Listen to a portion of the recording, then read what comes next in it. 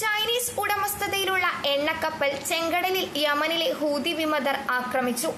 പനാമയുടെ പതാക നാട്ടിയ MV Huang എന്ന കപ്പലിനു നേരെയായിരുന്നു ആക്രമണമെന്ന് US central command അറിയിച്ചു. ആർക്കും പരിക്കില്ല. കപ്പൽ വേദ ബാലിസ്റ്റിക് മിസൈലേറ്റ് മേൽത്തട്ടിൽ തീപിടുത്തമുണ്ടായി. അരമണിക്കൂർ കൊണ്ട് തീയണച്ച ശേഷം യാത്ര പുനരാരംഭിച്ച കപ്പൽ ചെങ്കടൽ കടന്ന് ഏദൻ ഉൾക്കടലിലെത്തി. ഇന്ത്യയിലെ ന്യൂ മംഗളൂരു തുറമുഖത്താകും ഇനി ഇത് അടുക്കുക.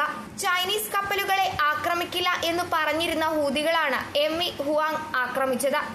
അടുത്തിടെ വരെ ബ്രിട്ടീഷ് കമ്പനിയുടെ ഉടമസ്ഥതയിലായിരുന്ന കപ്പൽ ചൈനീസ് ഉടമസ്ഥതയിലേക്ക് മാറിയത് 2024 ഫെബ്രുവരിയിലാണ്. ഗസയിൽ യുദ്ധം ആരംഭിച്ച ശേഷം പലസ്തീനുകാർക്ക് പിന്തുണ പ്രഖ്യാപിച്ച ഹൂതികൾ ചെങ്കടലിലൂടെ പോകുന്ന ചരക്കു കപ്പലുകളെ ലക്ഷ്യമിടുകയാണ്.